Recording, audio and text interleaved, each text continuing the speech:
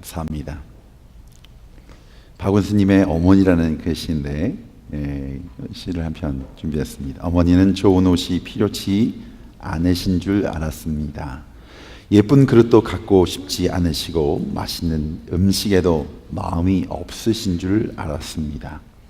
빛깔 고운 립스틱이나 꽃무늬 화려한 양산품 눈여겨보시지도 않는 줄 알았습니다. 그런데 시집 와서 마흔곡에 다다르며 이제서 깨달아집니다. 어머니도 여자이셨음을, 어머니의 가슴에도 무지개가 있고 파랑새가 있고 사파이어 같은 꿈이 있음을 이제서 알아봅니다. 어머니, 언제나 귀한 이름입니다. 언제나 우리 마음속에 별처럼 살아있는 아름다운 이름입니다. 이날에 어머니를 그리워합니다. 어머니라는 시였습니다. 목사에게 이 말씀을 전하는 이 자리가 두렵고 피해가고 싶은 자리가 되어서는 안 되는데, 다른 날과는 다르게 꼭 이 어버이 줄은 서고 싶지 않은 마음이 정말 큽니다. 아버님이 지금 계시다면 아마 이 자리에 서서 말씀을 선포하면서 앞으로 내가 잘해야지라고 하는 고백을 할 수 있을 텐데, 그것이 바로 제한된 시간 속에서 우리에게 허락되어진 축복이라는 것을 이제는 고백하면서도 그 빈자리를 보면서 있기에 이 자리는 늘 언제나 피해가고 싶은 자리가 되어버리고 말았습니다. 오늘 우리 호산나 어르신들 우리 또 축복합니다. 사랑합니다 고백을 하면서도 그 우리의 어머님 아버님 되시는 그분들에게도 아무리 연세가 드셨어도 그 아버님의 아버님을 그리워하고 그 어머님의 어머님을 그리워하는 것은 우리의 삶 속에 사라지지 않는다는 것을 우리의 자녀들이 함께 기억할 수 있는 시간이면 참 좋겠습니다. 때로는 그 어머님들도, 우리 어머님들도 이 어머니라고 하는 이 날 함께 그 기쁨들을, 은혜들을 나눈다 해도 바로 이 순간 나의 또 어머니를 그리워하며 눈물을 적실 수 있다는 것을, 그것이 바로 인생임을 우리 모두가 이렇게 고백하면 참 좋겠습니다. 사랑하는 성도 여러분, 그래요. 제가 이 시작부터 이러면 안 되는데 늘 그냥 이 날은 참 저에게 너무나 부담이 됩니다. 시아버지를 모시고 사는 며느리, 근데 그 부인한테 아주 꼼짝 못하는 애처가 남편이 있었다고 합니다. 아내가 아양을 떨면서 여보 그러면서 이 세상에 누가 제일 소중하고 누가 제일 귀하냐고 물으니까 지혜로운 이 남편은 아내에게 그야 당신이 제일 소중하지, 거기서 끝나면 좋은데 계속 묻는 겁니다. 그 다음에 누구? 그야 우리 아들이지. 그 다음에 누구? 3세번인 줄 알고. 그 다음에는 지혜롭게 당신 낳아준 장모님이지. 거기서 좀 끝내주면 좋은데 그 다음 누구? 머리에서 나오는 게 없으니까 저기 우리가 사랑하는 복돌이 지나간다. 개를 또 강아지를 따 손가락질하면서 네 번째로 뭐가 빠졌어 지금, 그죠? 근데 기회를 주더라는 거예요. 그래서 그래도 누구 또 있어? 그랬더니 우리 아버지. 이 다섯 번째로 아버지가 나왔어요. 근데 여러분, 듣지 말아야 될 얘기는 꼭 반드시 듣는다. 아버님이 들으신 거예요. 그러면서 아버지가 문 밖에서 그 얘기를 들으시면서 뜨거운 눈물이 툭툭 떨어지시더래요. 그리고는 메모지를 하나를 찾으시더니 메모지에다가 한 장을 쓰셨어. 1번 보아라. 1번이 누구? 며느리. 5번 노인대학 간다.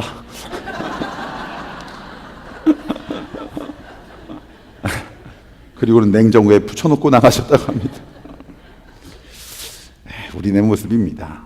말씀을 준비하면서 참 그냥 웃지 못할 그런 이야기들, 부모님에 대한 우리의 태도, 모습들 이야기하는 글들을 참 많이 봤는데, 애완동물 병이 나면 가축병원 달려가도 늙은 부모 병이 나면 그러려니 태어나고, 10자식을 키운 부모 하나같이 키웠건만 열 자식은 한 부모를 귀찮으되 여겨지네. 자식 위에 쓰는 돈은 아낌없이 쓰건만은 부모 위에 쓰는 돈은 하나 둘씩 따져보네. 자식들은 손을 잡고 줄외식을 하건만은 늙은 부모 위해서는 외출 한번 하지 않고, 자식들이 장난하면 싱글벙글 웃으면서 부모님이 말씀하시면 듣기 싫은 표정이네. 시끄러운 아이 소리는 잘한다고 손뼉치며 부모님의 아픈 회심소리 듣기 싫어 빈정대네. 과자 봉지 들고 와서 아이 손에 주어주나 부모 위에 고기 한번 사올 줄 모른다오. 여러분, 오늘은 어버이 주일입니다. 1년 365일 부모님의 은혜와 사랑에 보답하며 사는 것이 마땅한 자식의 도리입니다. 하지만 아마 그렇게 하지 못하기에 나를 정해놓고서라도 부모 공경의 마음을 되새기며 효도하자는 것이 또 이날, 이 주일의 의미가 아닌가 생각해 봅니다. 오늘 이 시간 이 말씀 가운데 효도를 하고 싶은 그런 마음이 있다 해도 부모님이 다 하나님의 부르심 속에 돌아가셔서 할 수 없는 분도 계시라 생각합니다. 어떤 분들은 이 말씀을 들을 때에 이미 그 관계 속에서 아버지라는 단어 속에서만 그 말만 들어도 경기를 일으키는 분도 있습니다. 왜? 어뷰스 때문에, 도메스틱 바이올런스라고 하는 가정 폭력 때문에 그 아버지의 이름만 들어도 그래요, 상처가 드러나고 아픔이 드러나는 관계도 있습니다. 여러분, 지금 아버지와 어머니 된 자로서 또 마찬가지로 자녀들에게 또 그 아픔을 대물림하고 있는 그런 관계가 있을지도 모릅니다. 그러기에 오늘 우리가 고백하는 그 어버이라고 하는 아버지, 어머니의 단어는 우리가 모두 느끼는 그 감정만은 아닙니다. 우리가 모두 느끼는 그 기준만은 아닙니다. 그러기에 참으로 어려운 단어이기도 합니다. 어제 이 잔치를 준비하면서 저희 집사람이 한 20년은 안 됐지만 꽤 오래된 이야기를 저한테 지나가면서 하는 거예요. 마더스데이 유학으로 와서 결혼을 하고 첫 애를 낳은 뒤에 솔직히 잘 몰랐어요. 첫 해는 몰랐고 두 번째 해인데 집사람이 직장을 다니니까 영국 회사였는데 그 친구들이 묻더래요. 마더스데이 뭐 받았냐고. 그 얘기를 왜 나한테 하지? 아니, 그리고 마더스데이 왜 자기가 받는 거야? 그게 제가 그냥 그때 한 얘기예요. 그때는 몰랐어요. 정말 몰라서 한 얘기예요. 그냥 당신이 내 엄마야? 제가 그랬대요. 기억도 안 나는데 하여튼간 그거를 한 20년 돼서 또 어제 얘기하는 거예요. 그래서 아니 내가 그랬어. 당신이 내 엄마야 해서 하도 기가 막혀서 내가 당신 애를 낳았어. 그럴 수도 없고 첫 아들을 낳은 뒤인데 그때 우리 자녀의 어머니에게 있는 아내에게도 그 마음을 표현하는 시간인가 보다. 그걸 몰랐어요. 몰랐는데 근데 여러분, 어머니는 어머니인데 아내 어머니하고 어머니하고는 왜 그렇게 다른지 모르겠어요. 어머니는 같이 아파하세요. 한 친구가 정말 깽판을 치고 교도소에 수감이 됐어요. 근데 어머니가 찾아와서 그 아들의 모습 보면 너무 안타까운 거예요. 아픈 거예요. 또 겨울이니까 추우니까 춥냐? 많이 춥냐? 이 한마디라고 면회 시간에 그냥 울기만 하셨다는 거예요. 한마디도 못하고 그냥 울기만 하시고 계속해서 안타까운 마음으로 한마디 교지도 못하고. 근데 그 다음부터는 어머니가 안 오시는 거예요. 면회는 안 오시더래요. 그러니까 이 아들은 어머니가 안 오신다고 큰 형님이 찾아와서 너 이제 똑바로 좀 살라고 얘기하니까 어머니 얘기가 나오는데 막 그냥 열을 품어가면서 그냥 토해내면서 그런 어머니가 어디냐고 그랬더니 이 형님이 이놈의 자식이 그냥 아직도 정신을 못 차린다고 버럭 소리를 지면서 화를 내더래요. 이유인즉슨 어머니가 돌아가셔서 그날부터 그 겨울에 불을 떼지 않으시고 내 잘못이다, 내 탓이다. 우리 아들이 거기 가서 이 추운 날 거기 있는 것은 내가 잘못 가르친 거고 내 부족함 때문에. 그래서 보일러를 켜지 않으시고 그 냉방에서 매일 생활하시다가 병이 나신 거예요. 그래서 지금 병원에 입원해 있는데 이 아들은 그것도 모르고 어머니 그 하니까 그 얘기를 들은 뒤에 그 어머님이 그 울면서 투구하신 게 있대요. 성경책을 두고 가셨는데 그 성경책을 읽으면서 하나님을 만난 거예요. 그러면서 고백하는 거예요. 금스마트 못한 내가 내 두 눈에 처음으로 뜨거운 눈물이 솟구쳐 올라왔습니다.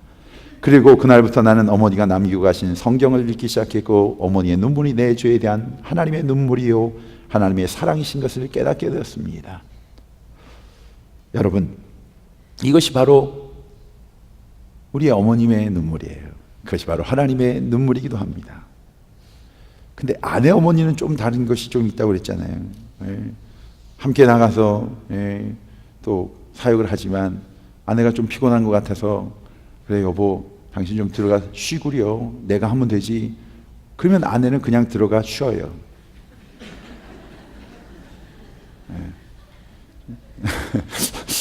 맞는 얘기인데 그냥 들어가서 쉬라고 그랬으니까 쉬는 건 맞는데 그냥 정말 들어가서 쉬어요. 그런데 어머니라면 어떻게 했을까 생각해 보면 거기에 어머니와 아내 어머니가 좀 차이가 있는 게 어머님은 아들이 끝날 때까지 함께 있어요. 물론 남아있기를 바라지는 않지만 그래도 그러면 안 되지.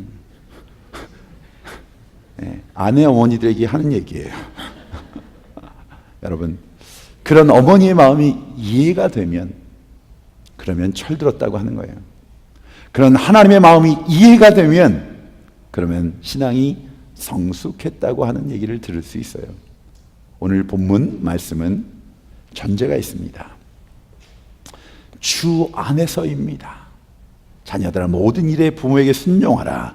이는 주 안에서. 주 안에서. 여러분, 이 말씀을 오늘 기억하시면 좋겠습니다. 오늘 그러기에 이 말씀 속에 두 가지를 질문해 보셔야 됩니다. 첫 번째는 육신의 부모님에게 그러기에 순종하실 수 있습니까? 순종이 되십니까? 라고 묻는 것이요. 또 한 가지는 바로 우리의 영원한 아버지 되시는 그 하나님 아버지의 말씀에 순종이 되십니까? 우리가 살다가 보면 순종할 수 없는 일이 참 많지 않습니까? 그 이유와 형편과 환경 속에서 이해할 수 없는, 받아들일 수 없는, 이건 아니다라고 생각하는 그 일들 속에 순종할 수 없는 일이 참 많지 않습니까? 따를 수 없는 일들이 자식된 삶 속에서 부모를 바라보면서 그 부모에게 우리의 그 기준들이 그러한 기준이기 때문에 오늘 이 말씀 앞에서 부끄러운 것은 아닙니까? 우리가 따를 수 없는 하나님, 그 아버지의 말씀, 우리가 이해할 수 없는 인도하심에 대하여 어떻게 우리가 신앙적으로 반응하고 있는가, 이것이 바로 또한 오늘 이 부모님을 바라보면서의 나의 모습과 이 말씀을 통해 하나님 앞에 서 있는 우리의 모습을 딜하게 되는 겁니다. 심리학에는 이런 용어가 있습니다. Love-hate relationship이라고 하는 게 있습니다. 한국말로는 애증관계. 애증관계. 여러분, 우리 아이들이 부모를 떠나서 또 잘못된 일을 통해 청년들이 가출을 했다고 쳐요. 그리고 부모님 못을 받고 요즘은 막 부모님하고 대드는데 그냥 대드는 게 손을 넘는 대드는 일이 많잖아요. 그렇게 하고 왔다고 그래도 여러분, 이 자녀들 말이에요. 이 어린 자녀들이 밖에 나가서 상담을 해보면 제일 미워하는 게 아버지예요. 아버지. 아들은 아버지 정말 미워해요. 많이 미워해요. 딸들 어머니 닮고 싶습니다 하는 사람은 10명 중에 1명 나올까 말까. 나는 우리 엄마는 절대 안 닮을 거야. 고를 때 똑같이 닮아 있어. 그걸 애증관계라고 해요. 애증관계. 그런데도 여러분, 남몰래 아빠 I miss you dad. 아빠 보고 싶어요. 엄마 보고 싶어요. 이게 아이들의 고백이에요. 이것을 애증관계라고 하는 거예요. 오늘 본문이 말하고 있는 이 말씀 속에서 여러분, 우리의 이 이해할 수 없는 환경과 모습과 과거의 일들 속에서 말씀을 통해 이 하나님의 관계 속에서 다시 우리에게 주신 환경, 상황, 관계, 우리의 부모님들, 이 부분을 딜하고자 하는 거예요. 자, 자녀들아 모든 일에 부모에게 순종하라. 이는 주 안에서 기쁘게 하는 것이라. 여러분, 사도 바울이 오늘 본문에서 그리고 이 골로새서, 에베소서에서도 동일하게 부모에게 순종하라 반복적으로 이야기하면서 우리에게 주신 이 말씀을 반복하는 이유는 순종이 쉽지 않기 때문에 우리에게 말씀하고 있는지도 모르겠어요. 여러분, 그러나 오늘 이 말씀을 어떻게 해요? 이 부모에게 순종하라는 이 말씀은 신앙과 믿음의 기준이라고 하는 거예요. 이것은 누구와의 관계 속에서 나오는 열매다, 하나님과의 관계 속에서 나오는 열매라고 하는 거예요. 여러분, 이제 하나님의 자녀가 된 우리가 하는 행동이 누구와 관계된 거예요? 하나님과 관계된 말이 되는 거예요. 여러분, 우리가 하는 이 판단이 누구와 관계된 하나님의 아들로서 판단하는 거예요. 하나님의 자녀의 판단이 되는 거예요. 우리가 여러분 사업소에서, 일터에서, 가정에서 우리가 만나고 딜하는 그 모든 우리의 행동들, 말들, 이 모든 것들은 바로 하나님의 자녀로서 나타나고 드러나고 있는 것이라고 하는 거예요. 오늘 본문에 나오는 이 기쁨은 부모를 위한 기쁨이라고 얘기하고 있지 않습니다. 이 영어로는 For this pleases the Lord. 어떻게 해요? 하나님을, 부모에게 순종한 것이 나의 주인 되신 그 하나님을, 그 주님을 기쁘시게 하는 일이라고 하는 거예요. 믿으시면 아멘. 이 말씀을 가슴에 새긴지 아시는 거예요. 때로는 우리의 하나님께서, 나의 주, 나의 아버지께서 말씀하실 때 이해가 되지 않아도, 감정으로 유익이 되지 않아도 순종하라고 하는 말씀을 우리가 듣게 돼요. 지금은 몰라요. 지금 받아들이기 어려워요.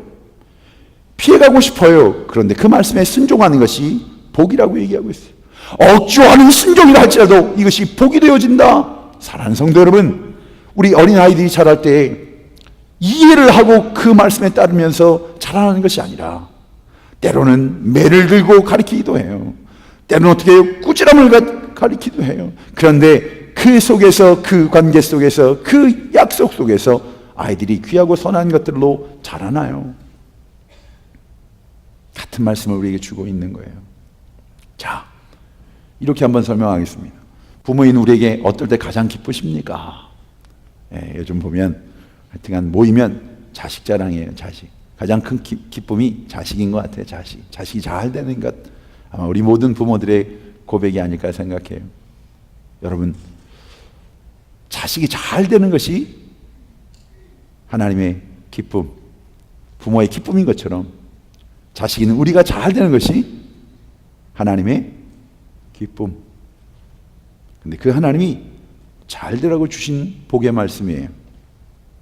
그럼 저와 여러분이 이 말씀 앞에 순종할 때 잘 되고 강건케 되고 장수하는 축복이 있을 줄 믿습니다. 바로 그 축복이에요. 그 축복. 자, 그렇다면 부모의 가장 큰 아픔은 무엇일까요? 인생을 후회하는 자식이에요. 나는 저주덩어리라고 자학하는 자식이에요.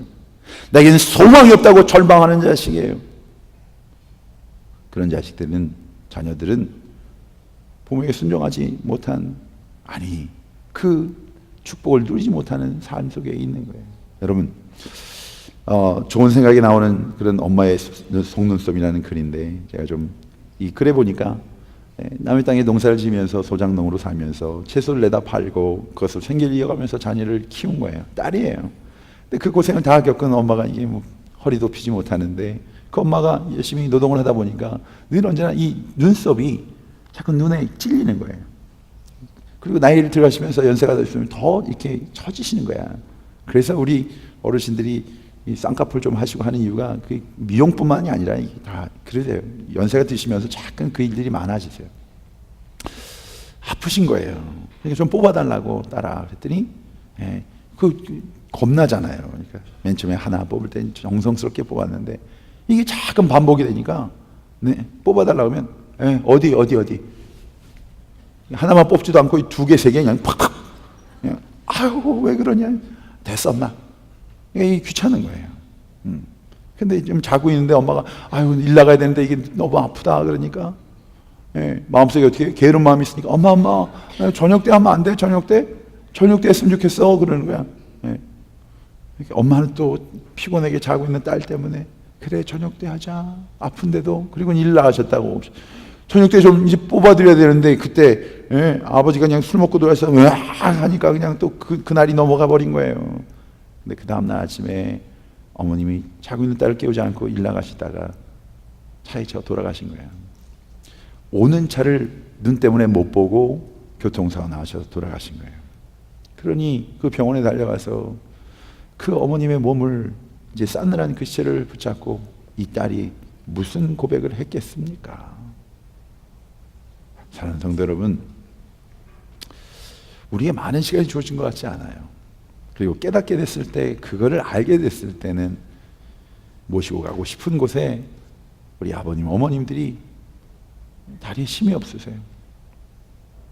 맛있는 거 먹여드리고 싶은데 치아가 다 상해버렸어요. 힘들어 하시는 거예요.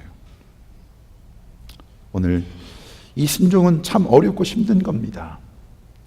여러분, 오늘 이 말씀 속에 자식의 마음속에 후회함을 남기지 않는 가장 좋은 방법이 뭘까를 생각해 봤어요. 여러분, 우리 부모에게 우리 부모가 내가 순종할 자격이 있는가를 찾지 마세요. 그냥 순종하려고 부모에게 마음을 먹고 기도하라는 것이 아닌가 생각을 해봤어요. 순종 절대 쉬운 일 아닙니다. 그러나 순종하는 방법이 있다면 부모님의 마음을 이해하려고 노력을 해서는 안 되는 것 같아요. 왜냐하면 그 생각에서 다 막혀버려요. 그 감정에서 다 멈춰버리는 거예요. 노력이 아니라 인정하는 거예요. 받아들이는 거예요. 말씀대로 받아들이는 거예요. 말씀대로 순종하는 바로 그 자리에 믿음의 문제로 이것을 지라는 거예요.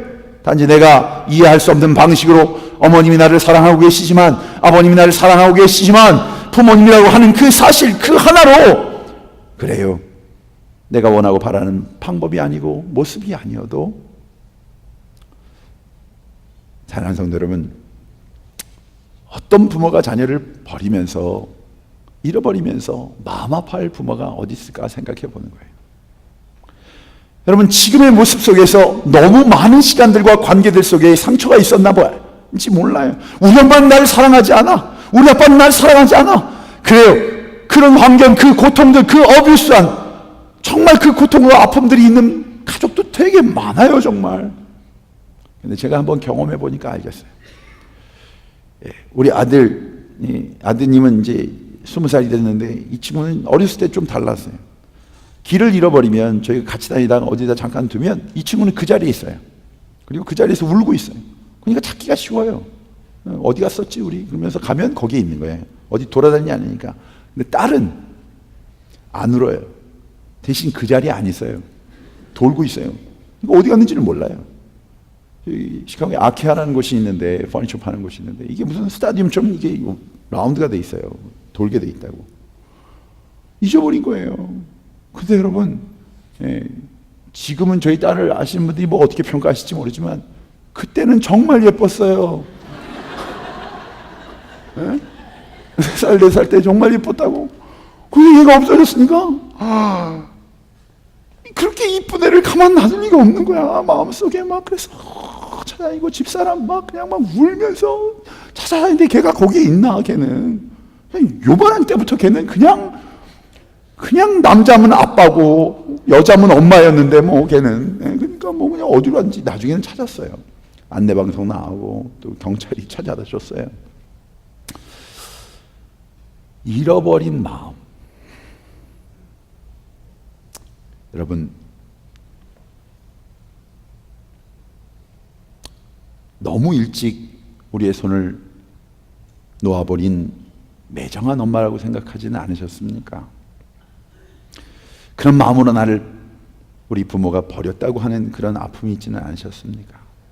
여러분, 세상 모든 엄마와 아빠에게 쓸모없는 생명의 탄생은 없다는 것을 깨닫게 될 때는 너무 늦더라고요. 그런 생명이 어디 있습니까? 그런 자녀의 탄생이 어디 있겠습니까? 부모의 마음을 알게 되는 것이 철이 되는 것, 그 마음을 알 때 축복을 누리게 되는 것, 그렇기 때문에 오늘 여러분에게 권면합니다. 그러기에 억지로 한 순종이라도 그것이 축복이 되더라고요. 그것이 축복이 되더란 말입니다. 제가 그런 사람입니다. 아버지가 살아계실 때는, 목회하실 때 신학을 공부하고 또 그 길을 같이 간다고 하면서 아버지를 볼 때 제가 늘 그런 생각을, 그렇게 생각했다고 안 했는데 더 갈수록 제가 이제 삶이 좀 뒤를 볼 때 그런 마음들이 참 많아. 내가 이런 어린 마음이 있었구나. 신학을 공부하면서는 아버님보다 더 많은 책을 갖고 싶었어요.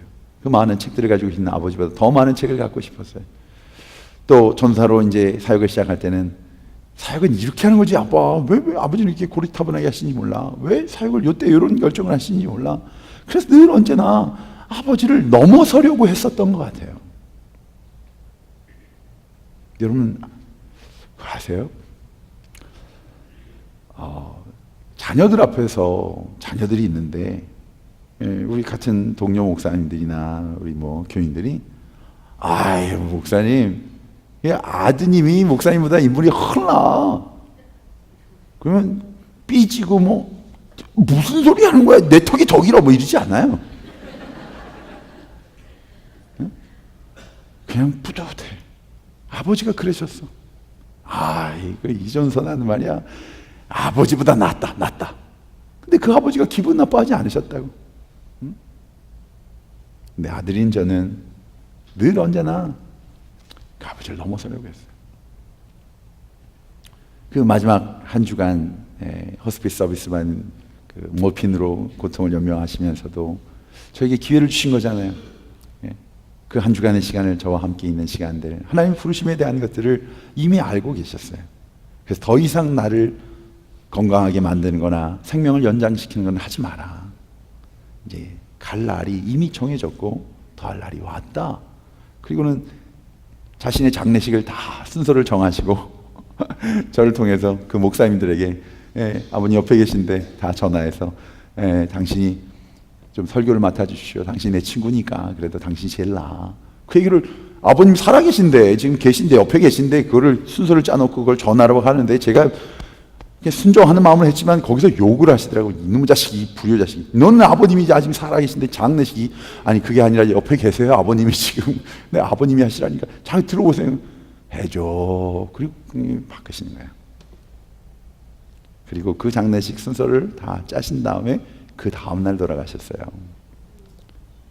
근데 그날 금요일인데 금요일 저녁에도 저는 사역을 한다고 그 아버님 곁에 있지 않았어요. 물론 임종은 제가 옆에 있어서 새벽 2시였으니까 늘 언제나 제가 넘어서고 싶었던 아버님의 그늘, 근데 그것이 신앙의 유산이었다는 것을 제가 몰랐던 거예요. 그 아버님의 말씀 속에 억지로 했었던 그 일들, 억지로 끌려갔던 그 신학대학, 대학원, 근데 그 억지로의 순종이 지금 제가 누리고 있는 이 자리예요. 어떤 분이 그러시더라고요. 저희 아버님 잘 아시는 분이 이승 목사의 그 모습을 아버님이 지금 목회하는 모습을 보았으면 참 좋았을 텐데 그러시더라고요. 근데 아버님이요 투정생 하시면서 그 얘기 하셨어요. 아들아, 내가 건강이 허락되어지면 다음 주 간식 오늘 너무 감사해요. 건강이 허락되면 2년만 너처럼 목회했으면 참 좋겠다. 저는 그게 아버님의 후회의 아쉬움인 줄 알았어요. 근데 그것이 아니라 그것은 아버님의 칭찬이고 격려고 축복이었던 거예요.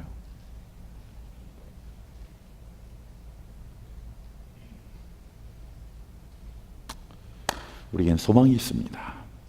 그 아버지의 나라, 하나님의 나라에서 만나볼 것이 있기 때문에 그래서 이 날을 늘 언제나 이 자리에 부끄러운 모습으로 그 아버님을 그리워하고 또 그 아버님을 사랑한다고 또 그 어머님을 향하여 사랑합니다. 고백합니다. 오늘 이 말씀에 대한 결론을 맺어야 되는데 오늘 이 말씀을 이 부모님이 주신 말씀이라고 생각하지 마시고 하나님 앞에 순종하는 마음 역시 동일한 것임을, 아니 그 마음에서 시작하는 말씀임을 깨닫는 지혜 영이 있기를 주의 이름으로 축원합니다. 하나님은 우리 육신의 부모와는 물론 다른 분이십니다. 우리 향한 하나님의 계획이 선한 것입니다.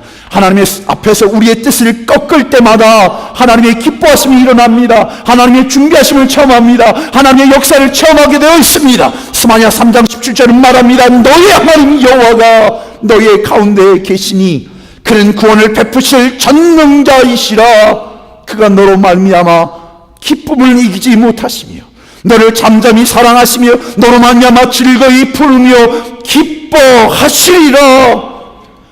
그 하나님이 말씀하시는 겁니다. 부모에게 순종함이 바로 하나님의 마음을 기쁘게 하는 것이라고. 그 하나님께서 기쁨을 이기지 못하시며 즐거워하신다고. 하나님 아버지께 순종하십시다. 우리를 향한 아버지의 계획, 하나님의 계획을 인정하십시다. 믿음으로 순종하십시다. 그러게 오늘 우리의 삶의 정황, 상황, 형편, 그 이유와 모습들이 어떤지는 알지 못하지만 그러나 하나님이 말씀하신 이 말씀 앞에 서서 그 부모의 모습이 과거의 잘못이 지금의 모습이 어떤지는 정말 모르겠지만 분명한 것은 우리의 삶 속에 상처와 후회를 남기지 말도록 하나님의 마음이 기쁘게 살 수 있도록 하나님이 기뻐하시면 그 하나님의 구원과 하나님의 축복과 하나님의 인도하심이 있음을 믿고 이 말씀에 순종하며 바로 오늘 우리에게 주신 나의 아버지, 나의 어머니에게 그래요 마음껏 순종할 수 있는, 그리고 함께 그 기쁨과 행복을 누리는 날 되어지기를 주의 이름으로 축원합니다.